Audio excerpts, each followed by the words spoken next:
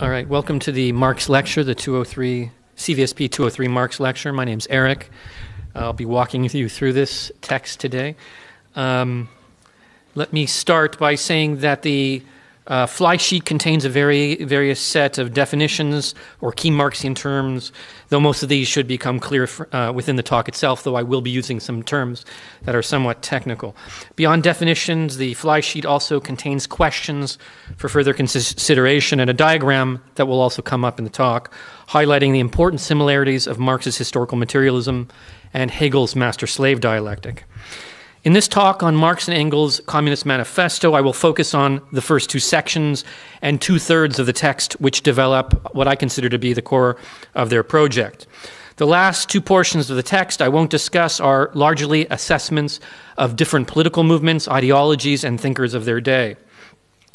Before I begin, it is important to understand that only one of at least two Marxian thinkers and thought is on display in the 1848 Communist Manifesto, and that is the Marx of historical materialism.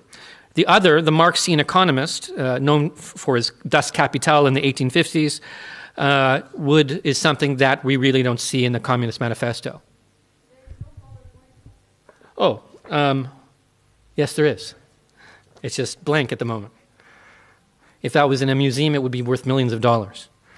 Okay. I refer to Marxian, the Communist Manifesto is Marxian because Marx was by most accounts the author and the driving force behind the manifesto. It's not showing, I don't know. Of course it is. Here you go. No, it's going. What do you mean? Oh, you turn it on. Yeah, it's fine. Oh, okay. It's good. We're all good. Thank you. Okay. So again, yeah, Marx is the power. By most commentators close to the history, the Marxist history, or the history of the socialist and communist movements of the 19th and 20th centuries, Marx is the force behind the Communist Manifesto. Of course, this is debated, and Engels' influence is now being reconsidered as far more important than it once was. Engels is often seen as the essential junior partner to Marx. That is coming under contestation today. In 1847, Marx and Engels were appointed by the Communist League to draw up a singular statement that would lay out the goals of communism. Too long had their enemies been able to denounce, to reject communism with falsehood, and the time had come, from their point of view, to set the record straight on communism's real intentions for Europe and for the world. By the manifesto's publication in 1848, revolutions had broken out all over Europe. Some of these carried on for prolonged periods, and others would break up well into the 1870s. A grain crisis and shortage drove food prices up and led to an industrial downturn that saw many laborers lose their jobs and wages drop throughout Europe. While the demands of the dissenters were largely liberal, this was the ideology of dissent at the day, radical thinkers and activists as well from across the spectrum mobilized to bring about political change. The Communist Manifesto's first section on the relation of the bourgeois and the proletariat starts out by informing us that communism had become a term of slander, of insult, and rejection against any and all progressive movements. Whoever opposed the old order, whoever opposed the status quo of traditional authority, was demonized by the establishment as a communist.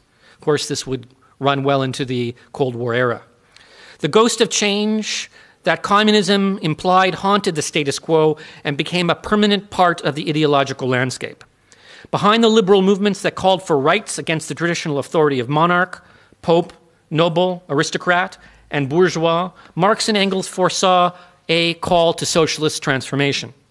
Liberalism, from their point of view, was itself already out of date by virtue of the contradictions of its political promise on the one hand and the reality of its economic marriage to capitalism on the other.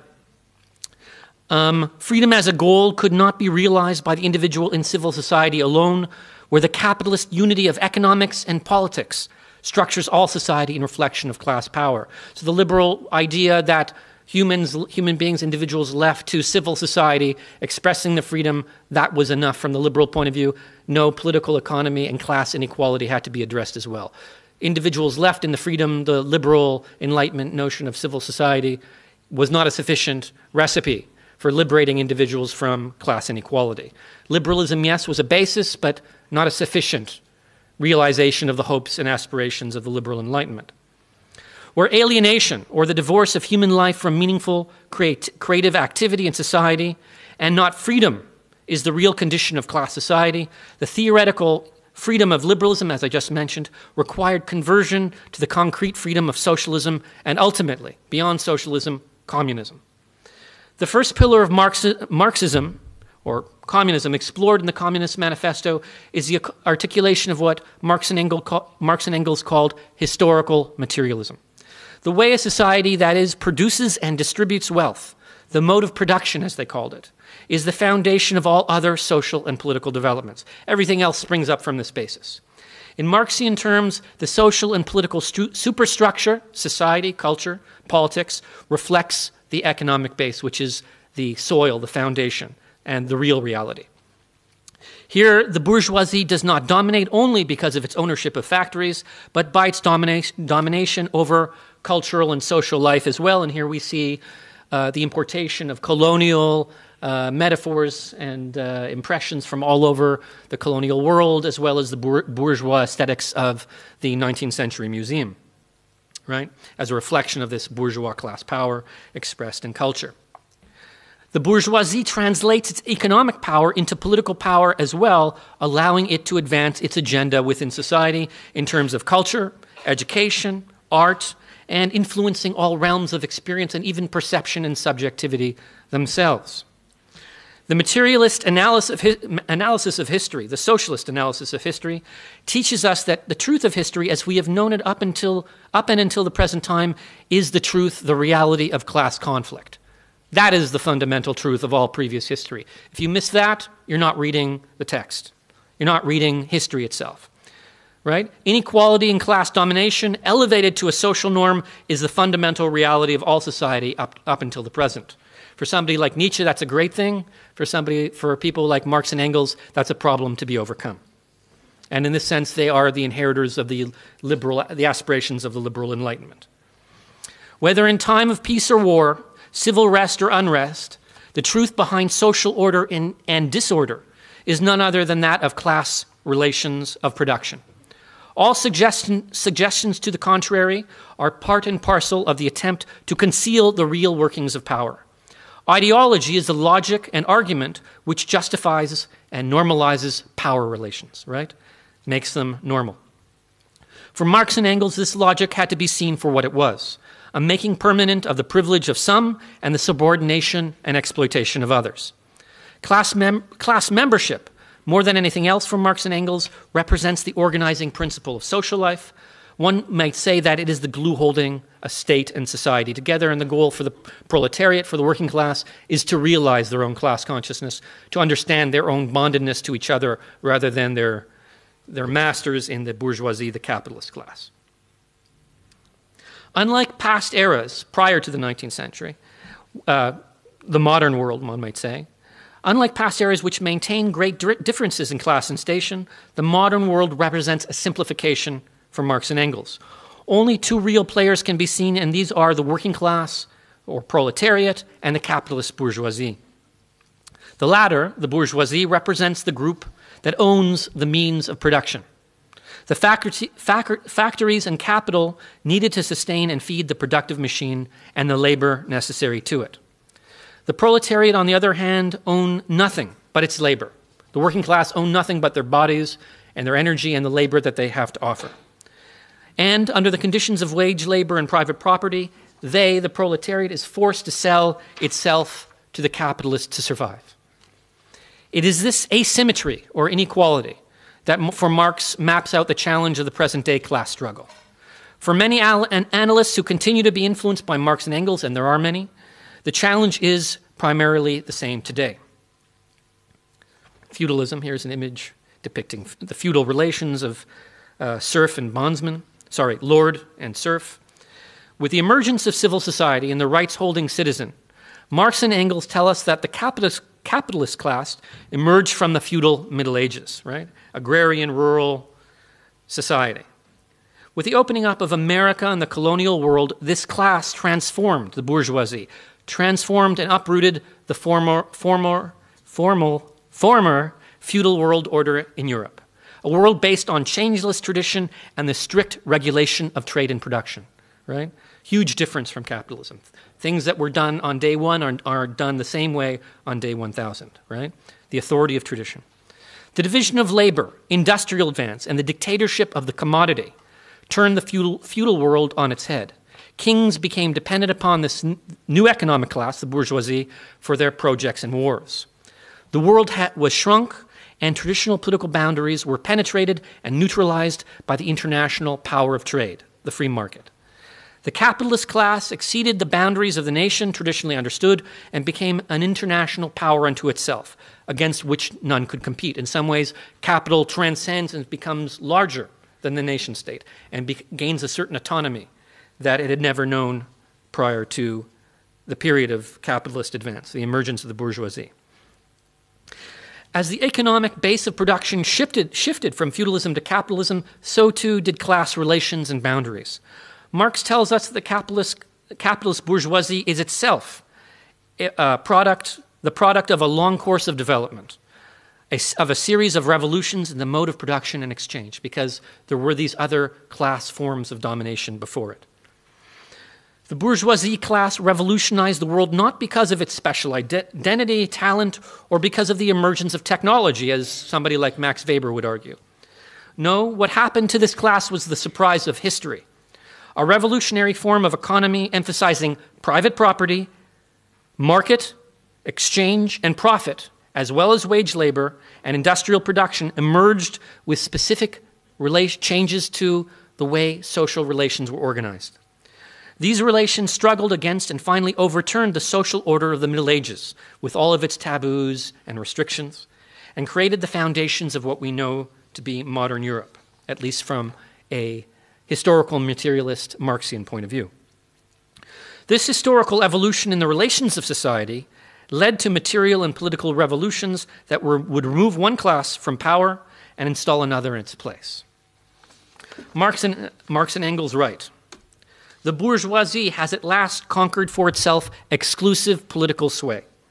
The executive of the modern state is but a committee for managing the common affairs of the whole bourgeoisie." The political order, the state, becomes an apparatus, an extension of the interests of an entrenched political class and its domination. There is no political autonomy for Marx and Engels, and this is why it is not enough to hope that people within society will be liberated by enlightenment, right? And the freedom of expression, of association, of conscience. The new world that emerges from this transition is cold and alienating for Marx and Engels, where cash payment, egotistical calculation, exchange value, and free trade are made the fundamental realities of life, and not much from their point of view is different in the world we live in today. In short, Marx and Engels tell us that the exploitation of feudalism had been exchanged or converted into the naked, shameless, direct, brutal exploitation of capitalism.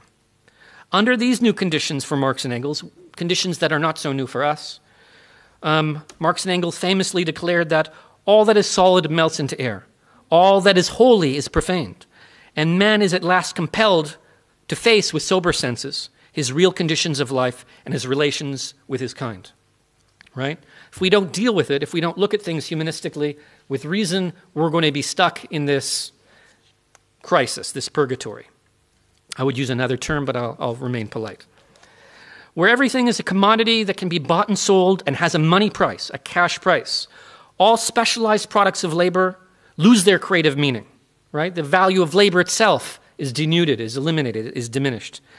And they become defined in terms of dollar and cents and are dictated by the interests of the market, not by the creative labor of the individuals making products, but by the market and the capitalists who dictate to the laborer how, what, and when they will produce. History as it had been known came to an end. No longer was tradition seen as a source of meaning and continuity, right? Disruption, disturbance, and constant innovation would become the new rule of social order and change. The need to constantly update the techniques and materials of production reflected the new permanence of profit-seeking, competition, and society itself is constantly made and remade in reflection of these shifting capitalist foundations. This is not just about economic relations. The whole social world is situated and sat upon these economically unstable and innovative, right, frenetic, turbulent foundations. Society itself becomes a symptom of its underlying economic base of capitalism that transforms it in turn. Nothing, not even human nature, escapes the gravity of market society.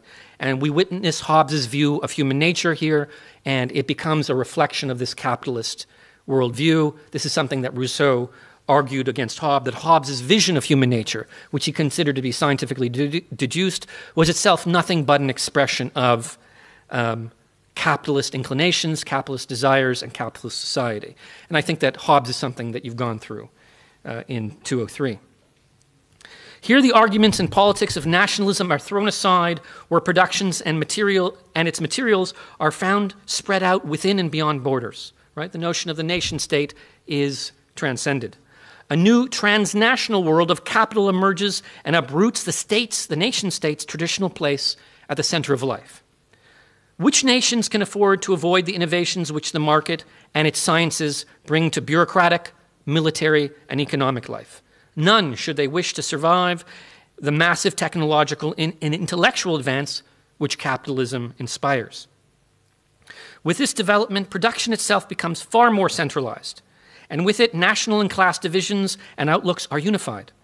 The regionalism of the Middle Ages is done away with in favor of the efficiencies which centralized production and the division of labor demand. All material development, right, all productive development accumulated within capitalist society are nothing but the production of social labor for Marx and Engels. This is a bit of a divergence from what we've been talking about. That is, the reorganization of society in conformity with the imperatives of profit, right, transforms society as a whole. Thus, society is remade to become the machine of production and the market of consumption. Marx and Engels ask, what earlier century had even a presentiment, a notion, that such productive forces slept in the lap of social labor? Here, then, is the central contradiction of crisis of capitalism. Be careful to get this. This is core. While the profits and means of production belong but to a few, the mode of production, society as a productive force, is society as a whole, right? Few collect on the benefits of this productive society under capitalism, but everybody's involved in it, everybody's contributing to it, and from their point of view, everybody owns it, right? Let none imagine that Marx and Engels underestimated the revolutionary productive power of capitalism, often something that is thrown their way, a criticism. Its productive capacities are compelling and revolutionary from their point of view. Where they were first given social space by one nation, these productive capacities of capitalism, all others must now follow or be left behind. Social relations are rationalized, organized, made efficient, and made to conform to the developments of the new productive order. Capitalism, in this point of view, is not simply a productive revolution, but a social one as well. Where this comes from within, as in the British case, right? Capitalism is a British, innovation in the world, social and economic innovation. It comes from within England. It is necessarily adopted by other nations which seek to compete at the international level. The capitalist class or bourgeoisie become the driving engine of historical change and, with Adam Smith, the key to national development and wealth. Right? In the midst of all this, a second fundamental contradiction of capitalism emerges. Out of the urge to accumulate wealth, right, to generate capital and wealth, capitalists overproduce in a spasm of profit-seeking. The boom-to-bust cycle, as Marx called it, means that a saturated market, a market that has too much product and not enough demand, slows down, right? Grinds to a halt. Here, then, the system seeks to reduce its productive capacity in an effort to resize and reduce costs and increase competitiveness. Labor is released and workers lose their jobs, right? Too much has been produced, not enough consumed. What do the capitalists do? They try to reduce prices, and by doing so, they try for new productive efficiencies, to find new markets to sell to, and by reducing the cost of labor. Labor is often the first target. When this cycle is systemic, as I just said, workers buy less, demand falls off, and a downward cycle of recession and potentially depression is initiated. It is in these moments of crisis that labor becomes aware of its tragic dependency on a suicidal cycle of subsistence wages, survival wages, and terminal underemployment, right? For Marx and Engels, the clear goal is for labor to deprivatize the means of production and return them to the control of society as a whole, right? Lenin talks about the commanding heights, that there are certain types of industries that society, through the state, needs to control in order to maintain the equilibrium and well-being of the society as a whole, right? So here's a League of Nations capitalist, ironic comic poster making fun of the capitalists of the world using Marx's argument, workers of the world unite, you have nothing to lose but your chains. Here it's inverted, capitalists, that the capitalists ought to unite, and we see in the foreground the suffering, mutilated and twisted bodies of the proletariat under the yoke, under the weight of the gross inequalities of capitalist society. Marx puts the crisis of overproduction into clear view. Commercial crises, by their periodical return, put on trial the existence of the entire bourgeois society. And this is the result of the boom-to-bust cycle, which for Marx is part of the inherent instability of capitalism then, right, and now, right? In these crises, the boom-to-bust cycle, a great part not only of the existing products, but also of the previously created productive forces, that is labor, are periodically destroyed. In these crises, there breaks out the epidemic of overproduction. Society suddenly finds itself put back into a state of momentary barbarism. It appears as if a famine, a universal war of devastation, has cut off the supply of every means of subsistence, of survival. Here then, the master, the bourgeoisie, can no longer feed the slave, the proletariat, and the rationale for sustaining the pillars of the organization of the capitalist system are put on trial. Right? They come into question. The police take up the front lines, and capital seeks to regrow itself on the basis of shrunken expenses, new efficiencies, and a global market that I discussed earlier. The boom-to-bust cycle, as we shall see, is a dead end for Marx and Engels and spells the ultimate doom of the capitalist system itself.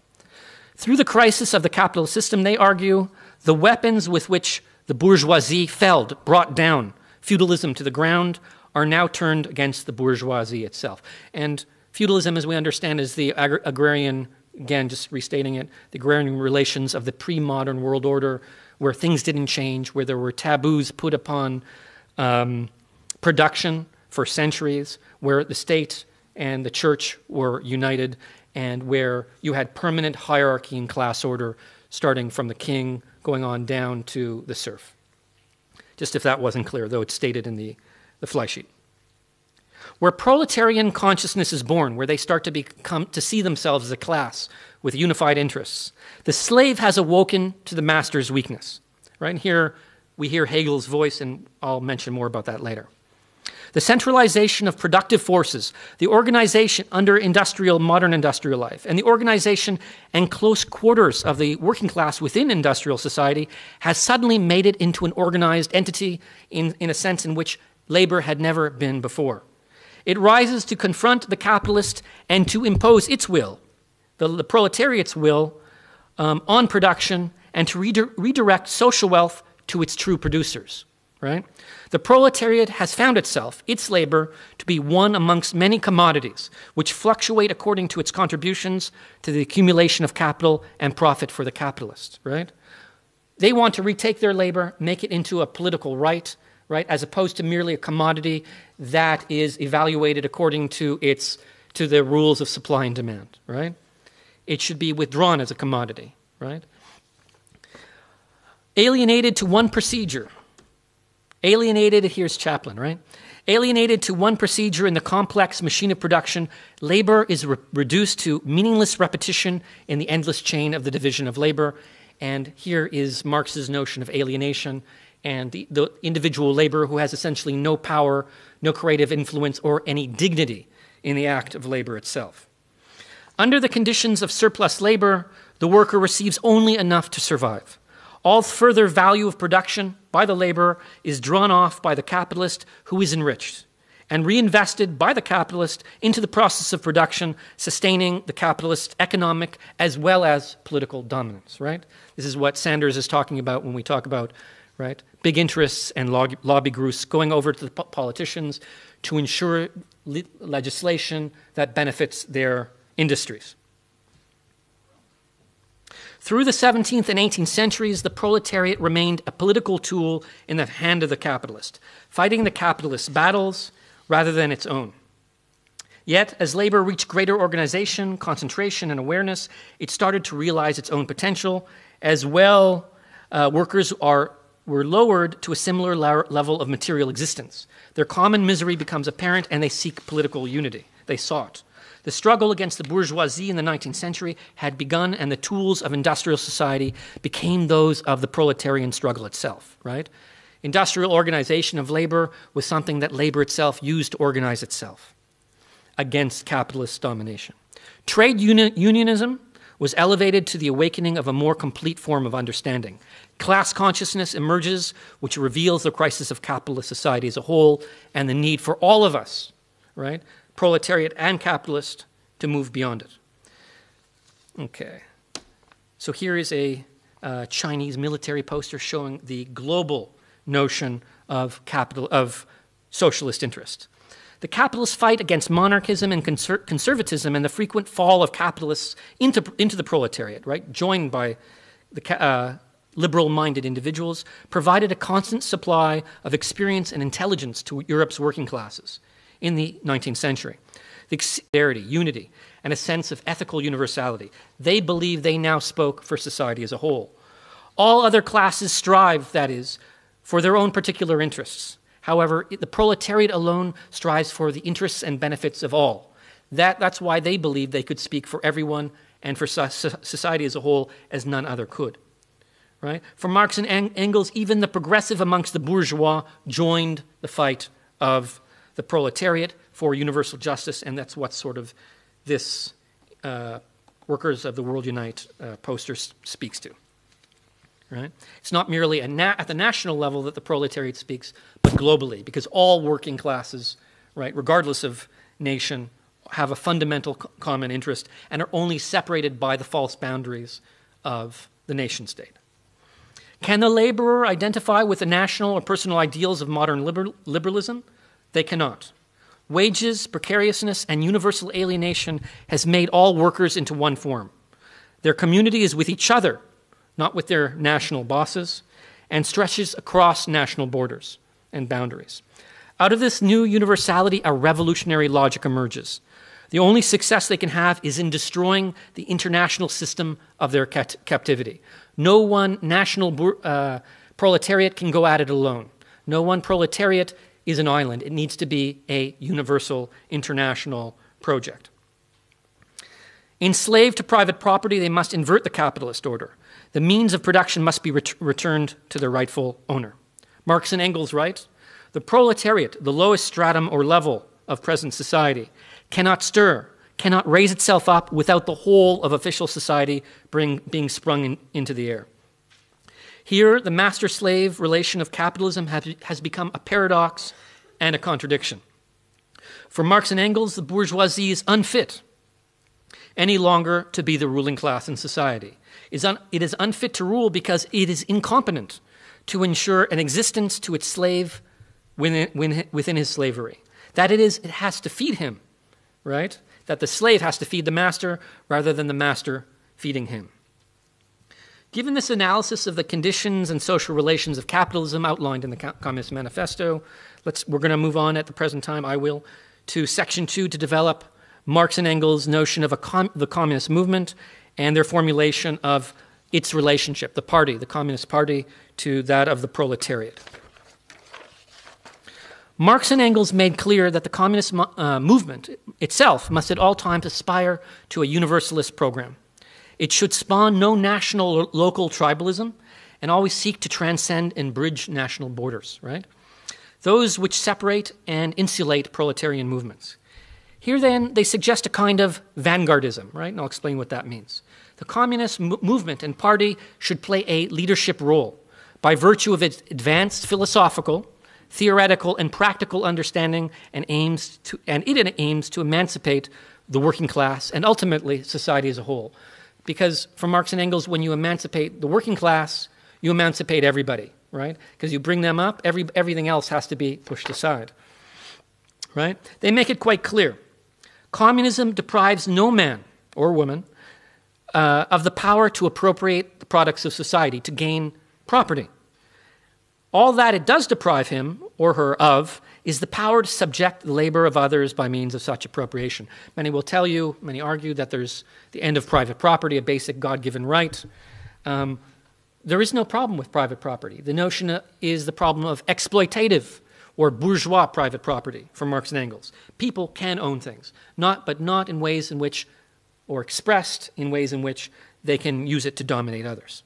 All right? The accumulated capital of the bourgeoisie is not merely economic on this account, as imagined by the British political economists, right? Hobbes and Locke, in particular, Smith, Ricardo. No, the absolute right to private property ends with an understanding of its social as well as political function. It is not merely an economic abstraction or concept. Whereas labor is converted into profit, and profit into class domination, right? Society as a productive collective is made subject to the power of the class, which has become the sole owner of the productive capacity and the sole consumer of labor. This transfer of power and monopoly over social labor to the owning class must be ended, right? Essentially, the ownership of society as a whole from their point of view, both not merely the economic, but the political and social sectors of the social world as well are owned by the capitalist, right? Must be abolished and restored to the collective holding of society as a whole, a true commonwealth. Thus, the abolition of private property is the abolition of its monopoly by one class against another, as well as its ideological arguments that defend it. So capitalism is not merely being targeted, but liberalism as well, right? Liberalism as the ideological justification of capitalism, its political cover, right? What is the key to capitalist accumulation, Marx and Engels ask? Wage labor. Wages are set to a minimum that allow the worker to live but never to accumulate, never to become a capitalist. All value produced by labor above and beyond this bare minimum is shaved off by the capitalist. This arrangement Marx and Engels called, from their point of view, the surplus theory of labor. More than this, labor, a central aspect of individual development, creativity, is dictated heteronomously. Now, I'm using a term from Kant. It means dictated by another force outside of yourself. It is not autonomous or free. And this source of heteronomous dictation is by the market and by the capitalist, as interpreted by the capitalist. The isolated toil, drudgery, or labor left to the worker adds insult to the injury of his poverty and sustains the crucial class divisions which maintain class relations within society and help to make them permanent. In contrast, communist society and the socialist transition to communism organizes productive forces and labor in order to improve the condition of all and to help them realize their creative potentials. Right? Society makes individual initiative possible, and the value of production returns to the end of social improvement collectively. Marx and Engels write, in bourgeois society, capital is independent and has individuality, right? People don't have personality. Private property and commodities do.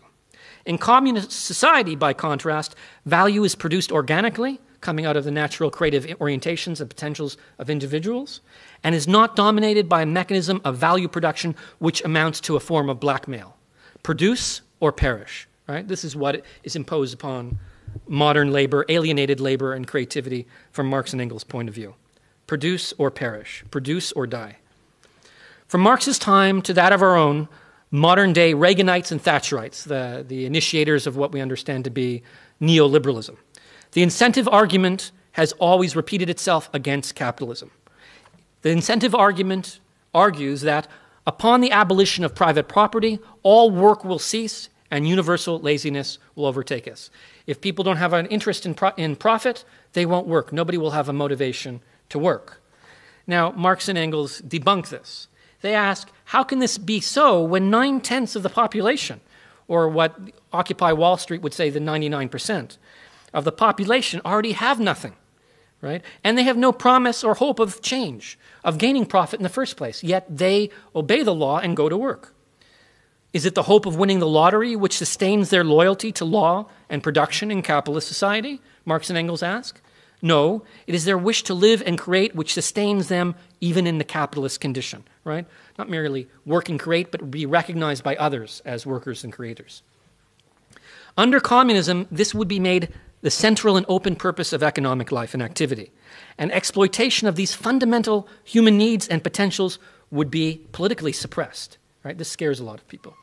Not me in particular, but the idea that the state will interfere into economic production in order to allow all to express and develop themselves, especially in the transitional period of socialism, which often imply the dictatorship of the state. Many people within the liberal political economic camps are made uncomfortable. The philosophical defense of capitalism, also known as liberalism, simply has nothing to justifiably say in its defense for Marx and Engels on this count. They write of the liberal position that your very ideas are but the outgrowth of the conditions of your bourgeois production and bourgeois property. Just as your jurisprudence, or theory of law, is but the will of your class made into a law for all, a will whose essential character and direction are determined by the economic conditions and existence of your class. You make all these fancy liberal arguments, you liberals, but in fact it's nothing but you seeking to guarantee, protect, and preserve the interests of your class and its privileges. The defense of private property as an essential aspect of individuality, back to private property, as an essential aspect of individuality and freedom falls down with this critique of liberalism. In reality, the ideas, institutions, culture, and even the self-conception which the bourgeois, the upper middle class, hold dear are nothing but a reflection of the basic fact of their economic domination, right? Their whole cultural self-conception, right, is nothing but a costume behind which is concealed the fact of their power. Marx and Engels' historical materialism, a theory of reading history as a history of the conflict of class interests, right, of class warfare. This theory of historical materialism puts the liberal worldview into context. And I think this is very important because we're dealing with liberal texts in 203. They write, man's consciousness changes with every change in the conditions of his material existence, in his social relation and in his social life. Thus, a word made famous by the 20th century Marxist thinker Georgy Lukács, reification, it's on the fly sheet, reification, and I'll explain that, explains what Marx and Engels are talking about. What this means is that the bourgeoisie have come to take their own beliefs to be natural, to be universal, to take their class values not as specific to a time and a place, to a specific mode of history, a moment of history, but to be a universal law. As a prime example of this, Hobbes, Locke, and Smith, and others, for others, private property is deduced both from divine and natural sources and inscribed into the very understanding of reality as well as human nature, right? And for Marx and Engels, coming out of the Hegelian school, human nature doesn't exist. Human nature is historically contextualized, right? Our human nature is fundamentally historical, and as historical context changes, so do we as members of a collective of consciousness, right? Consciousness, not human nature, is what defines us. Historical consciousness. The history of ideas, a subject not forgotten by CVSP 203, is itself a mirror in which the evolution of production, class relations, and consciousness is inscribed, right? The syllabus is itself a reflection of this different historical development of ideologies and class relations. Can ideas revolutionize society, as Hegel might want to argue? No. But a change in the conditions of production, from Marx and Engels' point of view, can unleash or suppress, encourage or discourage politically relevant ideas and change. Where the material changes of society remain hidden behind the myths of ideology and power, some ideas come to seem natural and are given the status of eternal truths, right? Like private property and profit are today. Incentive, another classic one.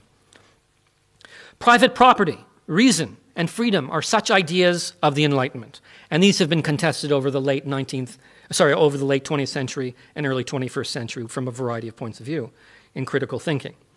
All of these, private property, reason, and freedom, for the communist founders and their present-day descendants are but reflections of the social relations mandated by the dominant mode of production, capitalism.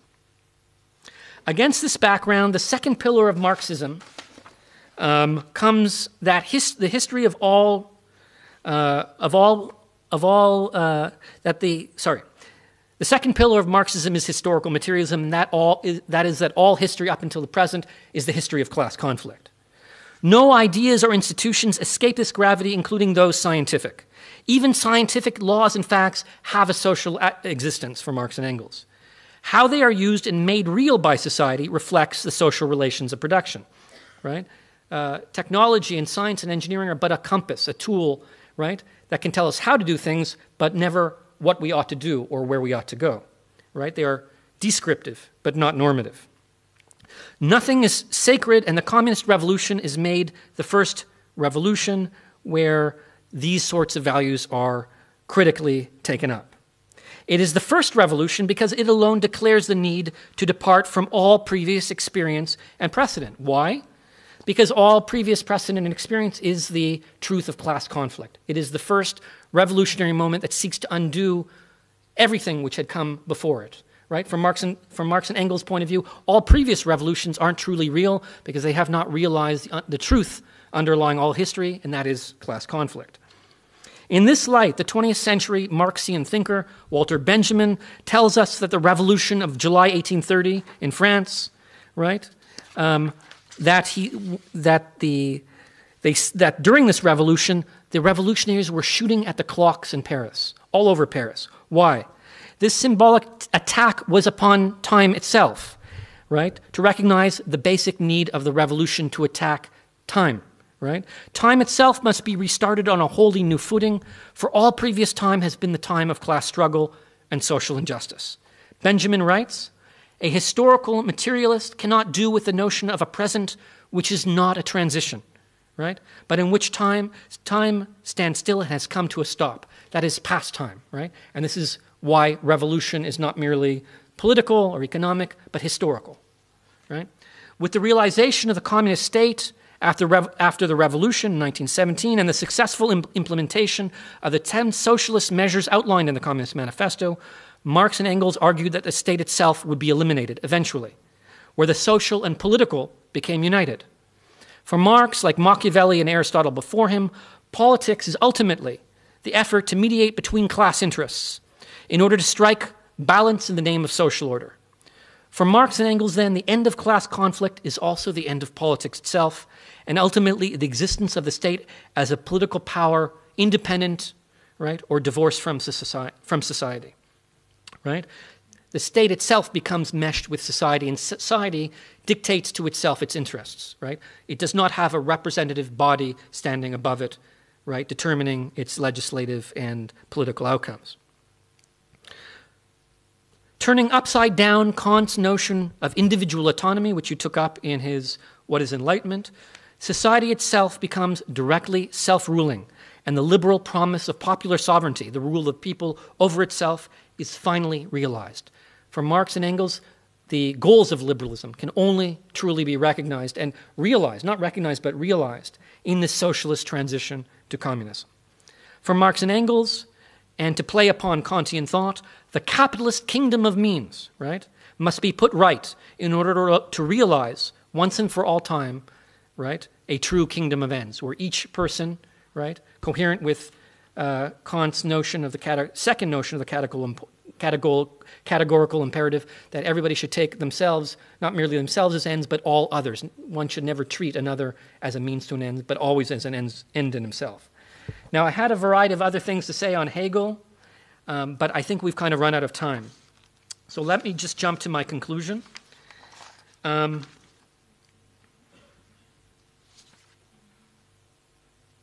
While many today would say that Marxian and communist thought have been relegated to the dustbin of history, Marx's voice continues to call out to us. Is not exploitation increasing and inequality increasing in the global centers of industrial production beyond Europe, as well as the sweatshops of Asia? Is not the welfare state disintegrating in many European and Commonwealth countries, leaving masses vulnerable to the relocation of production and unemployment, as well as lurching to the right, as they just did in the United States, the unemployed, for political solutions? In other words, capitalism and its destructive consequences only grow on a global scale, making socialist revolution and ideas ever more relevant and necessary. And of course, this is a Chinese sweatshop where you see no individuality. You see every individual subjected to the efficiency and organization of the division of labor on a Fordist assembly line, right? Everything organized for maximum efficiency. To sum up, to finish off with Bernie, right? Many within today's labor movements and the left continue to be inspired by Marx and Engels and hold on to a very different hope for the realization of the creativity and dignity of labor in society. From this point of view, the goals of modern democracy, equality, freedom, and enlightenment, right, are only achievable when the state plays a role politically in safeguarding the interests of society as a whole against the instability and excesses of wealth and poverty created by the market. While few call for outright communism, most see no other way forward except through some kind of socialist transformation and realignment of democracy. With that, I'll close and hope you enjoy the rest of your 203. Thank you very much.